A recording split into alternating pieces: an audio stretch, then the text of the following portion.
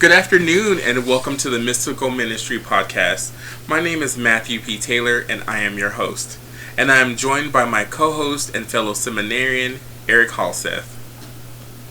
On my channel, you will see several iterations of this podcast.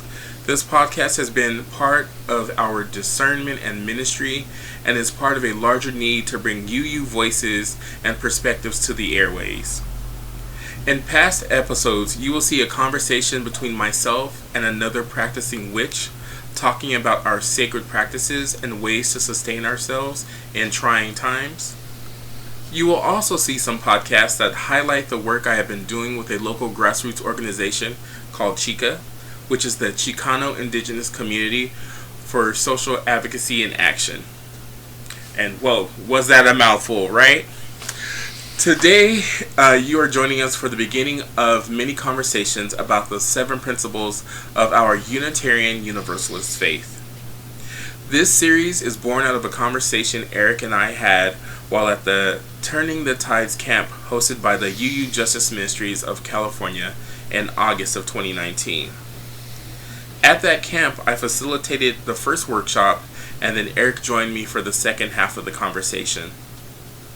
I think we both saw a need to have this conversation because our faith tradition is ever evolving, and with the state of the world as it is today, there is no better time than now to talk about this as we figure out how to navigate our futures post-COVID-19 pandemic.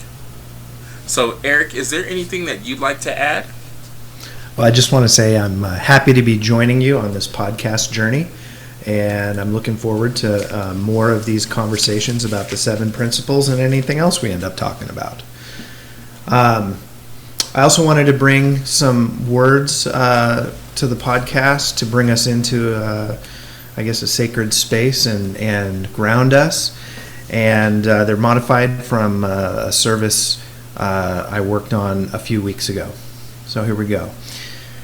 As we gather in this virtual space, let us be thankful. Let us be thankful that spring rains fall as they always have. Let us be thankful for the plants that rise from the earth, the howl of coyotes in twilight air as the days grow longer, the voices of neighbors calling out a greeting as they walk past us on the street. Let us be thankful for the people who keep food flowing from the fields to our local stores, the people who work as first responders in this time of crisis, the people who still have to go to work every day and at great risk to themselves and their families. Let us give thanks for the technology that allows us to stay connected to our families and friends, connected to the world, and connected to our communities. Let us give thanks that we can gather today on this holy day, just as all days are holy, and give thanks. Blessings on us all. So for this inaugural episode, we are joined by the Reverend Christin Green, who was recently welcomed into fellowship with the Unitarian Universalist Association. Christin is a graduate of Wesley Theological Seminary. She was raised the daughter of 2 strong Midwestern women. Christin considers herself a scholar of language, identity politics, sound healing, and theology. She has served in several capacities as a minister and chaplain in congregations and in community. She thrives on sacred time and beloved community. So, Mystical Ministry family, let's welcome Christin to the show. Welcome. Christin. Thank you so much. I'm happy to be here.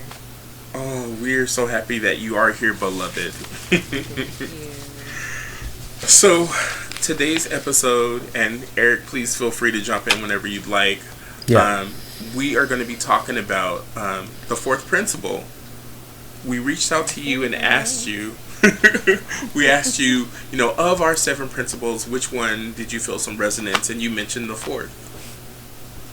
Yeah, I like the 4th because I think it has a lot of layers to it, and it really encapsulates one of the core identities of this faith. It's got 5 keywords in it that I've identified that can really lift up some meaning in this. Like, the first word is the free. Oh, you know what? Before you go in and do the words, will you read what the principle is? Yes, it's the free and responsible search for truth and meaning. Oh, perfect. So we affirm and promote the free and responsible search for truth and meaning. And the first key word is that we're free, right? But then the next word is that we're responsible. So when we get free, we got to make sure others get free. That's our responsibility. And so when we're searching for truth and meaning, we know that search is never really done. We're not getting to the destination of truth and meaning. We're on an ongoing search. And we know that truth is, in the UE fashion, both and. It has a multiplicity. It evolves. And meaning especially evolves. It comes from our journeys, but our meaning isn't just about us. Our formation of meaning is about the world outside of us. So it really captures for me this relationship that we have with not only each other, but our human experience itself, and how our different experiences shape the way we see the world and the way we encounter the world and the way we continue to engage.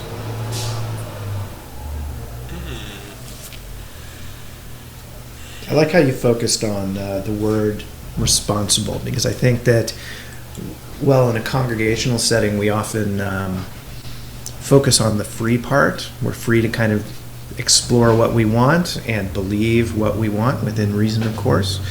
We often leave out the responsible, and we'll stop our search as soon as we find the one thing that we kind of relate to. Mm-hmm. Right. And I had to kind of just take that in for a moment, because I think that there's a lot that there are a lot of layers that come with just our 7 principles in general. And when we're talking about this idea of freedom, and again, I'm not even going to touch the responsible yet. We're gonna get back to that part, but the freedom part, like for me, I feel like our faith tradition is very much talking about liberation and how we all can get free. But I think sometimes we have a problem figuring out what that looks like, and the ways in which freedom can show up in our other contexts. So when we're looking at this very specific principle, I do like that addition of that word responsible, because then it takes us to beyond what that liberation looks like. It takes us to a place where we can determine what meaning is and put it in a way that anyone could feel like they are a part of our movement and a part of the growth that is happening in our tradition.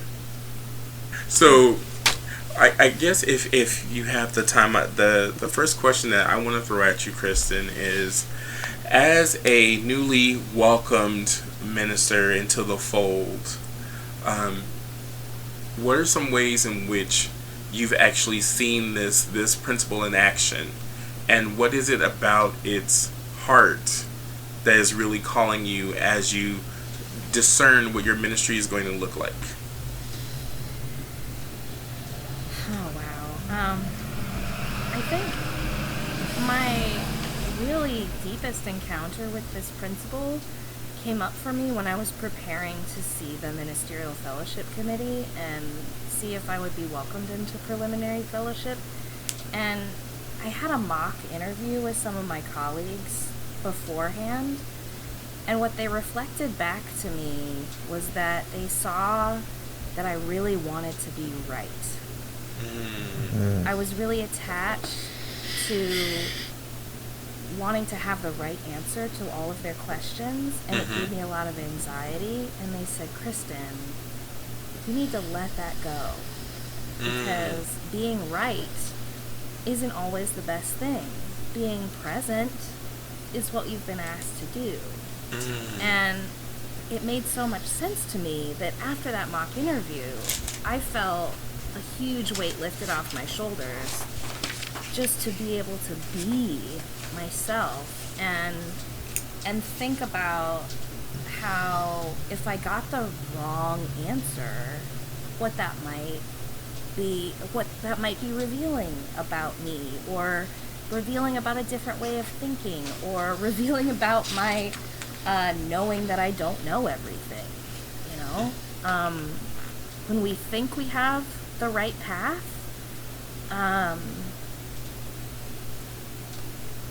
it's not a matter of doubting yourself or questioning yourself, but really being humble and knowing that you may not always be the authority or the master, and to live in a world of growth and unfinishedness is really another big part of our faith. You know, we bow to the mystery. We value process over product. And I think this kind of ongoing search principle really highlights that. Well, thank you for that. Here's a question to kind of piggyback on that. So first I just want to let you know there's two major things that stuck out to me is the being present versus being right. Especially in these times, I think that it is super, super important to just be present in this moment in whatever way that looks like. Because, you know, right now everyone wants us to either go back to the way things used to be, or they want us to find some sense of normalcy in this. And I think if we were to just take a moment to just be present, we would less be focused on what side is right and what side is wrong. So that's the first point that stuck out to me based on what you said.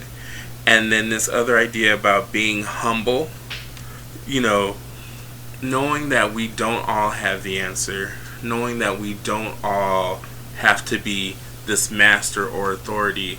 I really like how you put that out there, because I think when it comes to our principles and whatnot, we walk this line of almost becoming a creedal faith, which I know that is the one thing we don't want to be, and at the same time being these revolutionary innovators and being this faith that pushes back against anything that has been oppressive to our people in general. But with all that being put out there and being said, the question that I kind of have for you is, when our principles were created, they were created as a covenant. They were created as this promise to one another as congregations.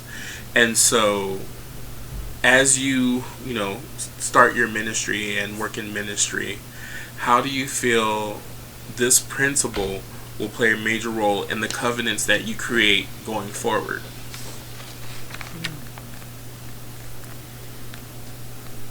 That's a great question. I think it's a reminder of the nature of our faith as kind of collective seekers. We don't believe that our ministers have all the answers or that our congregants have all the answers, but that together we can find something resembling truth and meaning. And I see this as a reminder to hold each other accountable in that, free and responsible search. Yes. I see it as emphasizing that leadership should guide people in responsible ways.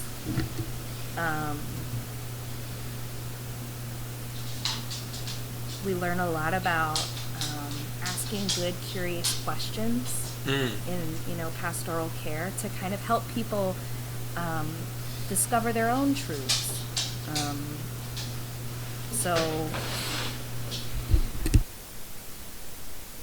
Yeah. All right. No, that's perfect. If I can, I just want to take a quick moment just to reference for those people out there that are listening that some of our research today has come from the UU World magazine and the UU World website. There is a thread running on the website that talks about the creation of our principles and what they stand for.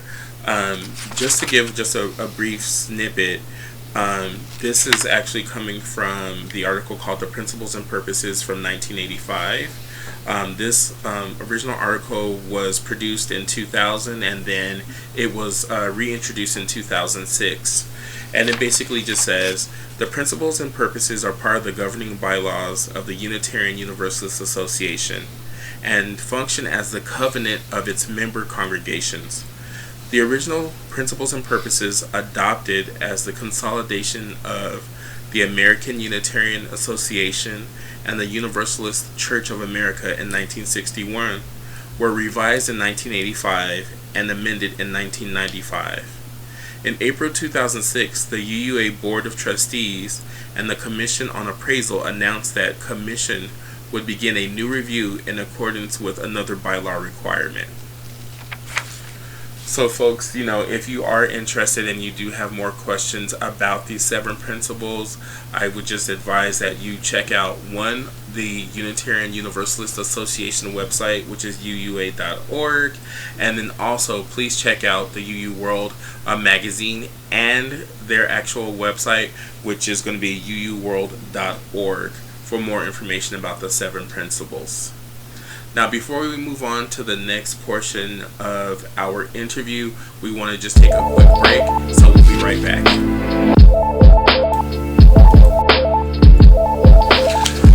Welcome back to Mystical Ministry. Again, I am your host, Mathew Taylor, with our co-host, Erik, and our special guest, Christin. So, thank you so much for all of your words in the first part of this conversation. Again, I think that you have lifted up some things that, for me, have really reinvigorated my love and respect and search for truth and meaning when talking about the principles, especially. One thing I wanted to bring up to both of you is, with our principles, it says that we are supposed to be reviewing them every 15 years. And so I feel like we're around that time frame. And so the bigger question that I kind of wanted to ask to get us started was, with our faith, we are constantly referring to our 7 principles whenever anyone asks us, what do you use believe? And where we are now is, it seems like instead of us being, how do I say it? I feel like we're becoming very much a creedal faith, although that's not what we wanted. And we go back and forth with talking about our principles in a way that almost creates this form of dogma that we've ascribed to, although we say we don't like it. And at the same time, the challenge is that they feel like they may be incomplete, like there's something missing. And now with the deeper conversations that our faith is having about countering oppression and white supremacy culture, I think that now is the perfect time for us to talk about what would our principles look like for the future. So, Christin, do you have any thoughts? Yeah, I was thinking about how you mentioned that the principles are meant to be a covenant between the people and the faith. And we describe it as a living tradition. It's a living document. It's not tablets of stone. But then I thought about the storytelling around those tablets of stone in the Jewish tradition. They actually say that after Moses shattered the tablets, after being so disappointed with the people, and he got a new set, they packed the tablets. They carried both broken and whole tablets in the tabernacle across the desert. They carried those broken pieces with them as a reminder of that transition, of that event, of that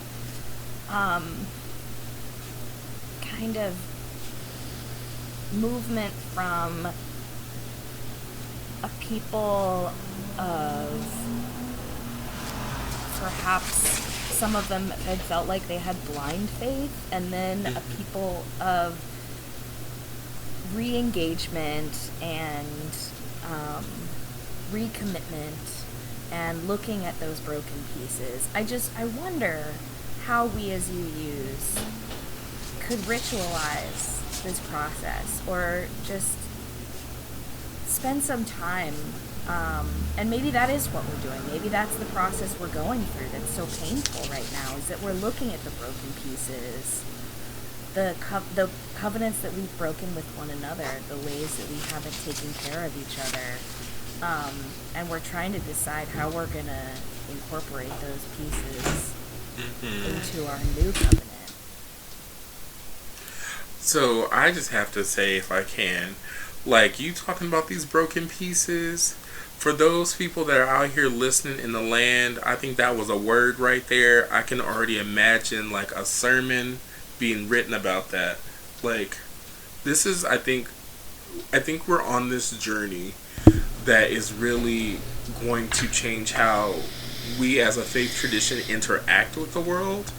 And I think that this is a time where anyone who is coming into our faith sees an opportunity for this growth and this becoming of something more. Erik, did you have any thoughts that you'd like to throw in? Well, I think we're getting to a place where we're more open to viewing them as a living document. Because I don't know that most people view them that way. I think having a recently, through the MFC, new minister and 2 seminarians, we're pretty in touch with all of that.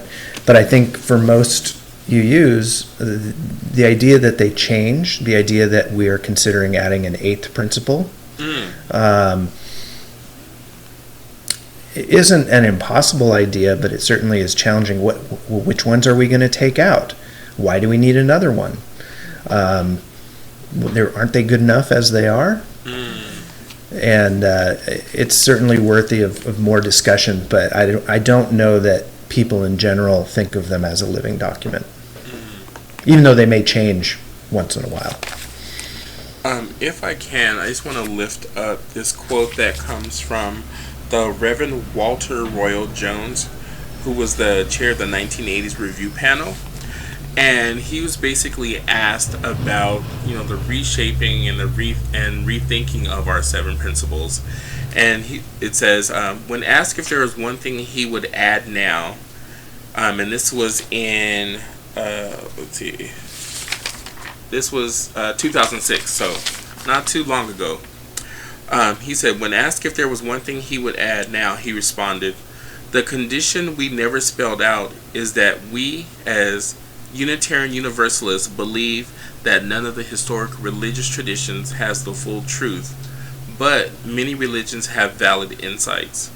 We often say that today as a way of explaining who we are, but it's not a part of the principles. Maybe it's time to write that into them." So, in relation to the 4th principle, this free and responsible search for truth and meaning, how do you see those two things come together, or do you see them come together? Isn't that the 6 sources? I mean, that's what we touch on that in there, for sure. A little bit. One of the things that I saw during my research is that, when the 2 associations came together, they had 6 principles, and they only spoke specifically about 5 of the sources. There was not this, straight out, okay, there's 6 sources, whatever. The 6th source and the 7th principle weren't added until 1995. If I can go back a little bit further, one of the things I did want to bring up specifically in this podcast, and then, Christin, I'll make sure that you have some time to kind of throw your thoughts in here, was that, for the life of our principles, so our principles first happened in 1960 to 61 when the 2 faiths were coming together. It was a part of that covenant that was being created. And then around 1964, this whole idea had come up again as a part of the women's rights movement, because our principles and our governing documents were, one, too Judeo-Christian heavy, and two, all of the wording was very patriarchal. So it was the fatherhood of God, the brotherhood of man. So there was no mention or no clear distinguishing of genders. There was no uplifting of the women ministers that were in our faith, or the women and femme-bodied people who were in our faith at that time. With that being said, after they were reviewed, they were presented in 1984 and then officially voted on in 1985. And then from 1985 to 1995, they basically had not ever been changed. And then in 1995, we added the sixth source and the seventh principle. Now, I'm saying all of this to say that, we're getting close to that time frame where really, again, our principles need to be reviewed, because since then, they've only been checked in 2000 and then in 2006, and then it looks like there was a brief mention of some work in 2009, but nothing solid. It looks like in 2009, there was some other wording as well as our principles that were brought up, and then it was basically sent back to the committee. So again, we're at about that time where we need to be reviewing these and figuring out what does it look like for us moving towards the future. And when was the eighth principle introduced? The eighth principle was, we can get you that right now. Well, I will say that I think, 14 churches have accepted the eighth principle at this point, and it's growing slowly. How many do we have? I think just over 1,000 congregations. So we're around 1.5% there. So, just for context, let me read what the eighth principle is. So the eighth principle is, we, the member congregations of the Unitarian Universalist Association, covenant to affirm and promote journeying towards spiritual wholeness by working to build a diverse, multicultural, beloved community by our actions that accountably dismantle racism and other oppressions in ourselves and our institutions. And I do want to uplift that this work does come from the Reverend Paula Cole Jones. I do not want to not uplift her. So it looks like some of these conversations actually started in 1997, but I know within the last 3 years I've seen it a lot more, and this has come up in several spaces as organizations as other faith communities within our larger faith are dealing with the increase in police brutality and the increase in change in the way race relations are happening in our faith and in the United States and larger world context. And then, Christin, did that answer your question? Yes. Okay. Yes. I was just curious about that piece along the timeline. Oh, perfect. The other thing that I do want to uplift, if I can, is in 1979, it was the Reverend Eugene Pickett brought up, I'm trying to think of how to say this. There's a quote that he said that talks about how our faith deals with this idea of our shared values. He says, "The deeper malaise lies in our confusion as to what word we have to spread. The old watchwords of liberalism, freedom, reason, tolerance, worthy though they may be, are simply not catching the imagination of the contemporary world. They describe a process for approaching the religious depths, but they testify to no intimate acquaintance with the depths themselves. If we are to speak to a new age, we must supplement our seeking with some profound religious finds. And so when we're talking about our fourth principle, and again, in a later episode, we will be coming back to the eighth principle, how do you think what we're doing and how we move in this faith, how do you think those two can tie in? Like, if we are really speaking to a new age, how can our fourth principle speak to that? I mean, I think because truth and meaning are evolving, certainly keep it always in the new age. It also recognizes the seeker aspect of the faith, which means that you come as a seeker. You don't... Let me change this up a little bit. So, as a seeker, let me ask you, what brought you to Unitarian Universalism in the first place? Sorry about my cat. So I was raised Baptist in Missouri, in the Midwest, right on the Bible Belt. My grandparents on one side, grandfather was a Baptist minister. On the other side, they were Sunday school teachers. And I was raised in a fairly liberal church. They were in the Cooperative Baptist Fellowship, so that means that we were picketed by the Westboro Baptist folks with the Fred Phelps people, the God Hates Fag signs. We were picketed on multiple occasions during the church service. So I knew I was on a different side of history at that point in my youth, but I was just uncomfortable with the theology that there was one path to a meaningful relationship with a higher power. It just did not resonate with me. It made me feel like we were actually doing an injustice to the world to not talk about something that was available for everyone. And what I believe is available for everyone is truth and meaning. Not salvation, but making sense of the world is what is the gift of creator, of higher power. I think, this search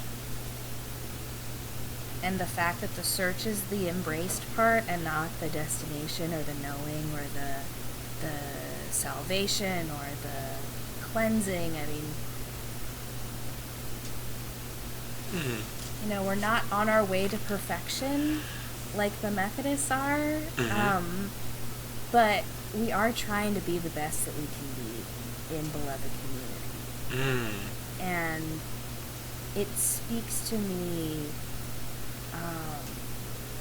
in a loving way, like from a place of love, not from a place of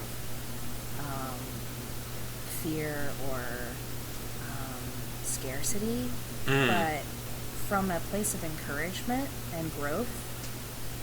And so that kind of energy really attracted me to Unitarian Universalism. And then within that faith, I felt like that I had the room to grow and live and breathe and, find comfort in that both and the multiplicity of things. Find comfort in the fact that I don't know everything, and that's the way it was meant to be, so that we could know one another.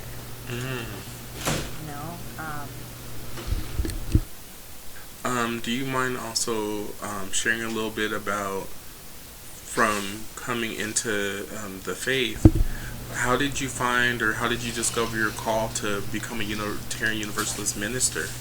Well, my vocational call has adjusted and changed and spiraled in different directions over time. But I've always been interested in the human experience and stories and presence, really. I like being with people on their journeys and holding space for them. I didn't know that was what it was called before I went to seminary, just sitting with people and letting them talk and asking them questions. And I really have always resonated with the work of being with the people. But I thought maybe that would mean being a teacher or a professor, or then I also thought it might mean working in a nonprofit, trying to campaign for advocacy and change. But the further I got into nonprofit work, the further I got away from the people, and I was more behind my desk. And I just realized that I really needed to be among the people. And so I quit my nonprofit job that was making pretty good money, and I went to seminary. And it's been a completely immersive, lifestyle-changing experience ever since I did that. Feels like the work is all around me, and I'm really, really grateful that I made the shift to serve in this capacity, to participate in this living tradition. If I can give a prophetic word, if I can provide sacred space, if I can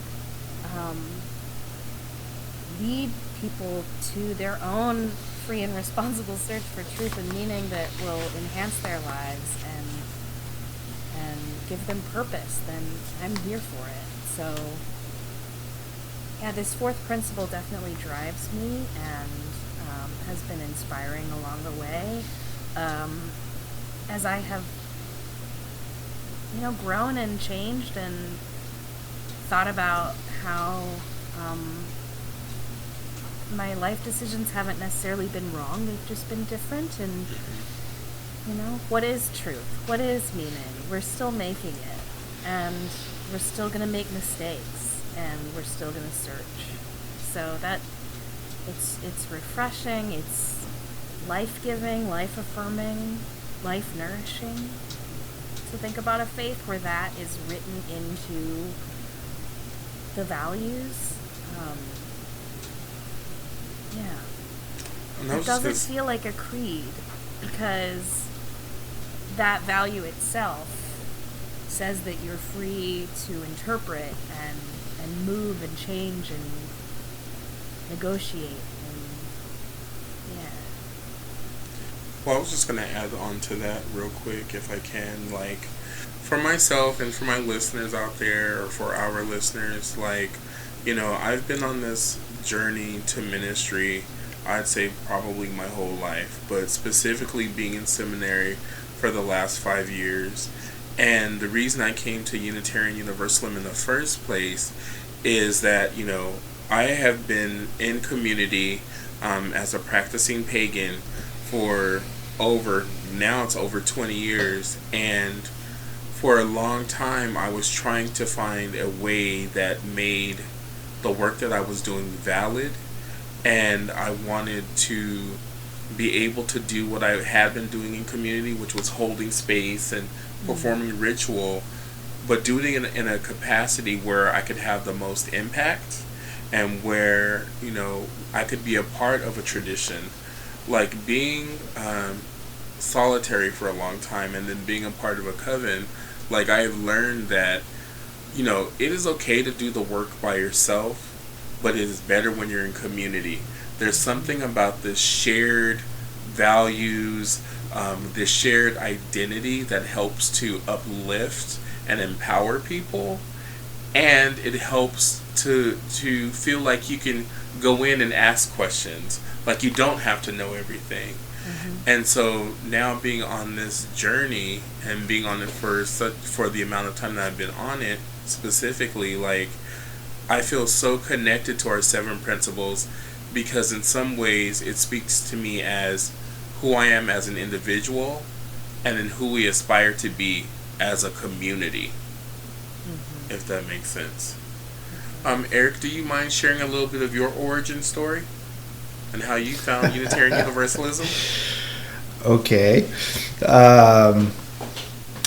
I became a UU looking for a spiritual home for myself, spiritual community, I should say, for myself and my children, my older kids, and it living out in Modesto. Like the two obviously liberal churches were either the UCC First Congregational and it was just a little bit too much Jesus for me, and or the UU church, and so I went to the UU church and have never looked back.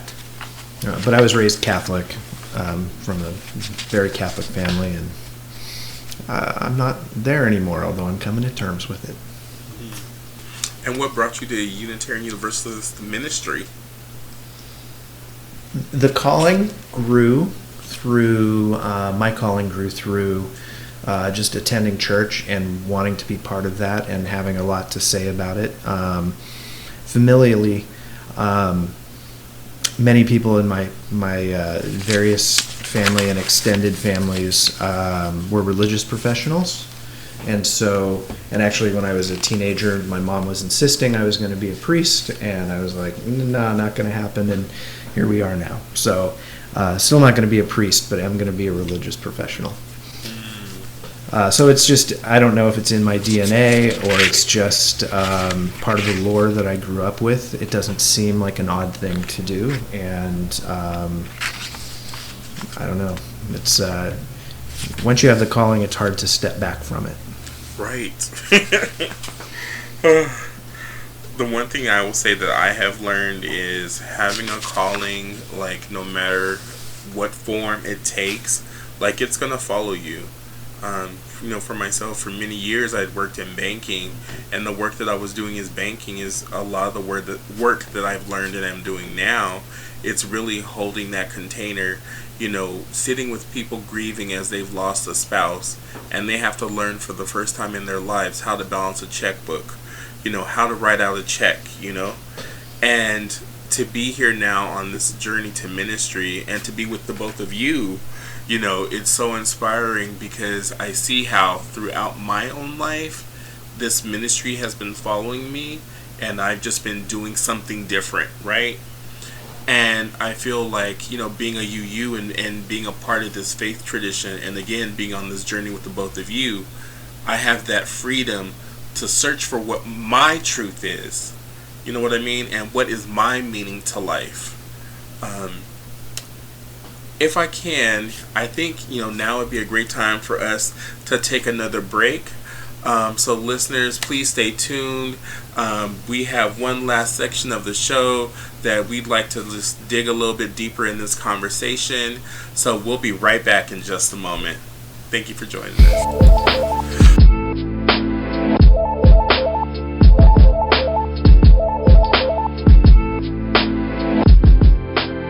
Welcome back to Mystical Ministry.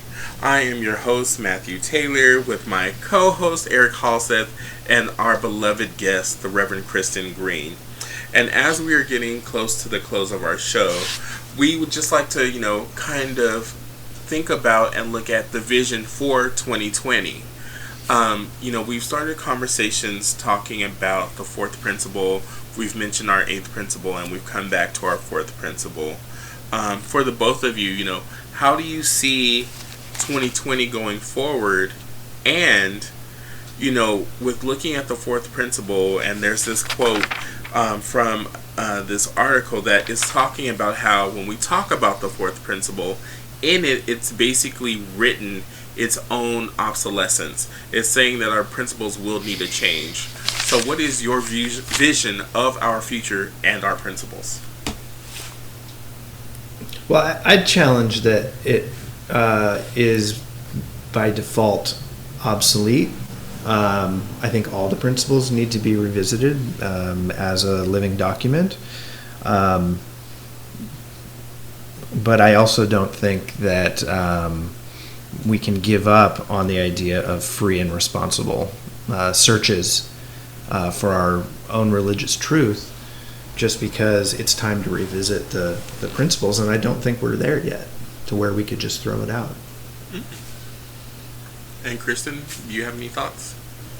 Yeah, I think, again, it's like the nature of the document that it's living and it's breathing even with our lived experience that shifts our priorities and our the ways that we lift some things up and ignore or neglect other things. I think it does call us back to our authenticity more than just truth. It's about maintaining a level of knowing that is keeping up with the speed of justice, the speed of hope. I'm not sure what shifts us into new understandings, but a lot of things. Too many for this podcast. Right. And I just want to put that out there and give you the invitation now. Like, I think, like, this has just been the beginning of the conversation. And Christin, if you are available, we would love to have you back on another episode to even talk more about this principle and possibly the other 6 of them. Potentially 7 if we can get that 8th principle ratified. Yes, So listeners out there, if you are looking and you are curious and you'd like to know more about our podcast, please look us up on iTunes. You can also check out my website, which is mysticalministry.com. Also, we have a new emerging Unitarian Universalist community called Covenant UU. Please look us up on Facebook at Covenant UU. If you'd like to stay in touch with myself, my social media is at rev.ra, and that's rev.raa on Instagram and Facebook, so please look me up. Erik, do you have any social media or anything that you would like to share in the podcast? Not at this time, no. Perfect. So folks, thank you so much for checking in and listening to this conversation that we had about our 4th principle. Please stay tuned because we are going to be addressing the additional 6th and potentially 7th. So have a blessed day, be loved, be well, drink some water, and wash your hands.